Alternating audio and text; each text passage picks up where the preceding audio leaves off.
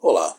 Por que a reforma ortográfica é a coisa mais criminosa que já inventaram a desrespeito da língua? Nós temos que entender que a língua, ou melhor, o português, que é o que nós falamos, não é uma coisa que nós aprendemos só para nos comunicarmos, para interagirmos, para brincarmos, jogar a conversa fora, pedir a mulher em casamento. Não, não, não, não, não é só por isso. É porque o conhecimento, principalmente o conhecimento linguístico, o idioma, ele é a nossa via de acesso à realidade objetiva. Ou seja, para nós descrevermos o que sentimos, o que pensamos, não é necessário só gestos, não é necessário somente coisas da nossa sensibilidade humana, como choro, como riso, sorriso, enfim. Não. E nós temos que entender que a diferença principal entre a linguagem do português e a linguagem da matemática é que a matemática ela só se refere a esquemas, ou seja, teorias abstratas e materiais que, por si só, vejam bem, tá? Por si só, a matemática não fala a respeito de nada. Por quê? Porque vocês estão vendo aqui agora na câmera um rosto. Quantos rostos tem? Um só. Mas esta expressão um significa algo na prática por si só? Não. Mas quando você fala um rosto, quando você diz a palavra rosto, você está englobando a essência daquilo que você quer terminar de explicar. Então, um rosto é uma premissa biológica, anatômica.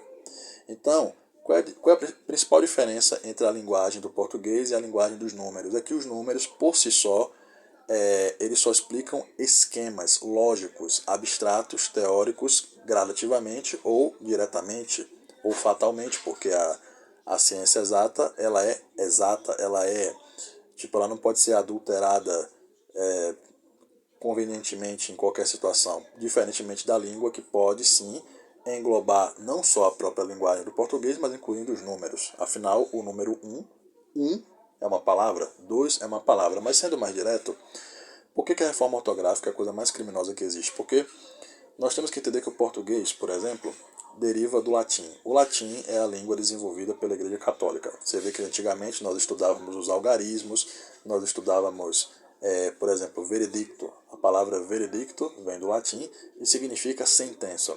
A palavra cronologia vem de crono. Crono vem do grego. Já jogou God of War?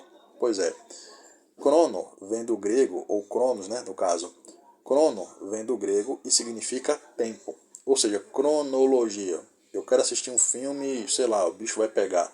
Um dos melhores filmes de todos os tempos.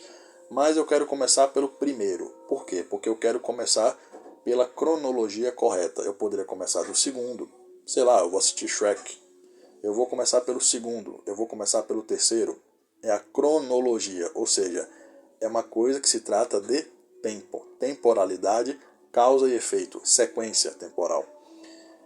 Aí, o que os caras me fazem? O que os revolucionários, os comunistas, os amantes de Paulo Freire, Antônio Gramsci, Emília Ferreira, Levi Vygotsky me fazem? Vamos atualizar o idioma porque os tempos mudam muito. Tipo aquela frase do Zé Curubu, né? Quando ele rouba o dinheiro do pica-pau, ele vai depositar no banco. Não, eu tenho que depositar no banco porque os tempos mudam muito, né? As coisas estão apertando, a inflação está difícil, teve aí a crise de 29, né? Aquela coisa toda, né? Aí, quando você aprova a bosta da reforma ortográfica, você tem que entender que isto por si só, lembra que eu falei da premissa lógica?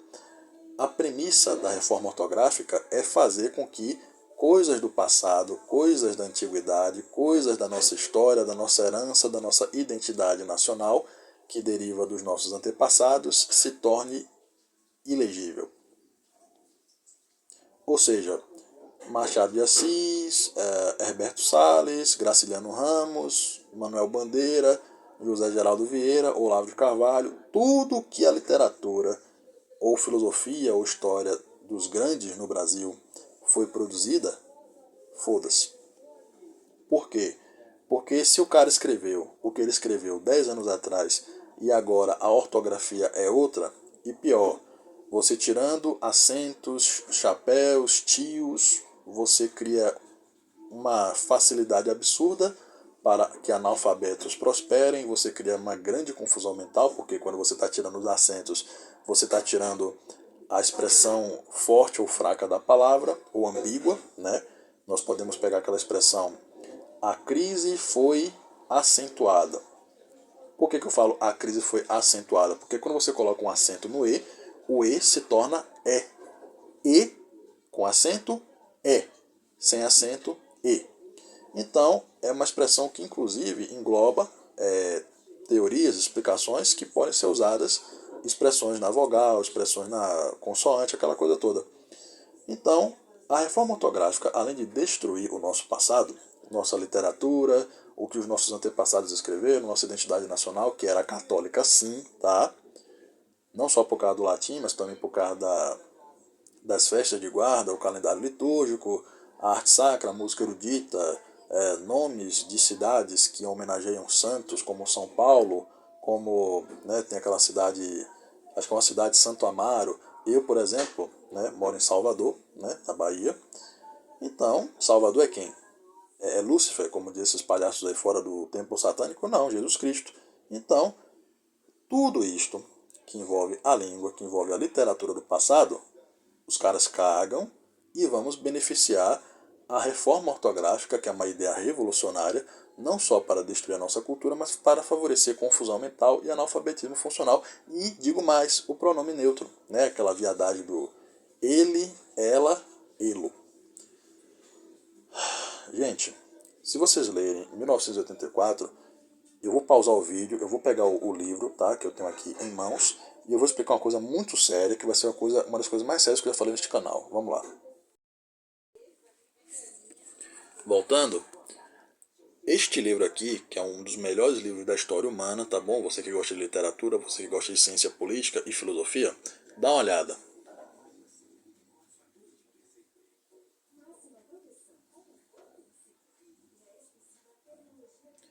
Este aqui é o lendário 1984 do George Orwell, que explica, acho que é no capítulo 5, se não me falha a memória, um personagem que se chama Simon. Ele é um socialista, psicopata, fanático. Tipo assim, o cara, ele é o diabo encarnado. E o Simon, ele tem uma característica particular. Ele é um dos pouquíssimos personagens do livro que aparece abertamente confessando que se orgulha de que a língua do partido socialista, né, do socialismo inglês, é a única do mundo que, em vez de aumentar, em vez de se desenvolver, em vez de alcançar novos horizontes, pessoas e tempos, de forma legítima e não de forma revolucionária, destruindo a língua como a reforma faz. Não. A língua do partido é a única língua do mundo que, em vez de aumentar, diminui. Por quê? Porque ela é destruída a ponto de que as pessoas ficam completamente imbecilizadas e vulneráveis a truques intelectuais. Por exemplo, você não pode falar, de acordo com o Simon, né, com esse militante, esse intelectual do Partido Socialista, você não pode falar excelente, ótimo. Não. Você tem que falar bom, muito mais bom. Você não pode falar triste, péssimo, horrível, horripilante, sombrio. Não. Trevoso, pretume. Não. Você tem que falar ruim ou ruim, muito ruim, mais que muito ruim e muito mais que muito ruim. Ou seja, este militante socialista, ele se orgulha de que a língua destruída beneficia a revolução, não só no sentido de que as pessoas vão ficar burras e confusas, mas também porque toda a história do Brasil, por exemplo, seria apagada. Então, grandes clássicos da literatura, sei lá, você pode citar aí o Dom Casmurro, você pode citar aí qualquer literatura que você conhece, por exemplo, literatura canadense, Quando Chama o Coração, né? Você pode pegar qualquer autor, seja de literatura, seja de filosofia, da própria ciência política, e no momento em que você destrói a ortografia, você destrói a gramática, não só para causar confusão mental, mas para beneficiar analfabetos funcionais, cara, é isso aí que dá. As pessoas hoje, elas não falam português. Lembra que eu falei, eu não sei se vocês lembram, mas eu já dei uma aula explicando que o demônio, ele tem uma capacidade lógico-analítica literalmente de outro mundo, porque ele não é, a inteligência dele não é natural. Então, ele simplesmente quer inverter toda a realidade. Então, pessoas que não falam a própria língua, universidades que imbecilizam, arte que exalta o feio, prostituição em nome do amor, né? Pobreza em nome da riqueza, riqueza em nome da pobreza, analfabetos funcionais que falam em nome do senso crítico, aborto em nome da saúde pública. Então, para o vídeo não ficar muito grande, esta é uma pincelada, pequena pincelada que eu dou para provar logicamente, cientificamente, que reforma ortográfica é a coisa mais sacana que os revolucionários criaram em relação à nossa cultura linguística. E, para vocês não esquecerem, 1984, de George Orwell.